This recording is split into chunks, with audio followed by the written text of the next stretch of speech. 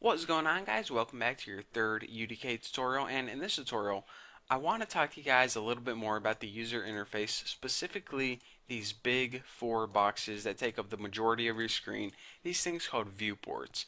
Now before I even get started, I want to say this. If your screen looks like this right here, then what you need to do is you need to hit this restore. It's basically a minimize button, and what that does is it takes you to your default 4 viewport screen. Now the 4 viewport screen is typically, it's basically the way we're going to be working most of the time. Sometimes when we're working with one of these views, we want to maximize them in order to get, the nitty-gritty detail. But most of the time, we're just going to be working like this. This is kind of the default view in the UDK. So with that being said, let me talk to you guys about viewports. Each of these viewports right here, they're basically just different views, different angles where you can view your model.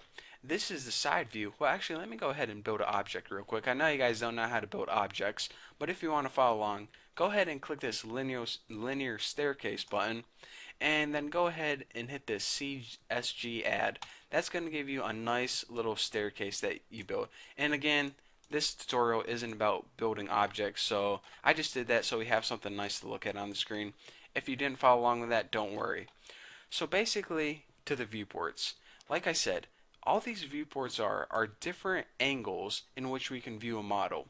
So this angle right here is the side view, the top left. This angle in the top right is the front view, looking at your model from the front. This view in the bottom right is the top view. It's kind of like the bird's eye view if you were on top or looking at it from an airplane. And this in the bottom left is obviously, it's called the perspective view. It allows you to change your camera, move it around, basically look at it any way you want it to. So as you can see, these viewports are basically just different views, different angles in which you can look at the same model. So with that being said, I want to say this. I already talked to you guys about if you want to do some nitty-gritty work on this view right here, you can go ahead and maximize it. That's one way where you can change the size of this window or the view. Another way is you can go ahead and hover over. It's basically just like resizing. If you're familiar with resizing windows on Microsoft Windows, go ahead and hover over any of these viewports and you can drag it to make it bigger, up and down, or hover over in between here and move it left and right. So with that being said, that's how you can resize your viewports. And one other thing I want to mention when it comes to viewports is this. Anytime let's say I don't know, something went wrong and your viewport's messed up, or maybe you're working on someone else's computer and you want to get it back to default.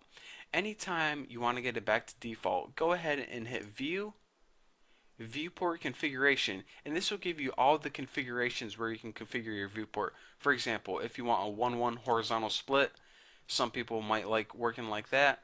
And by the way, the default is the viewport configuration 2-2 split. This gives you 2 viewports on top, 2 on bottom.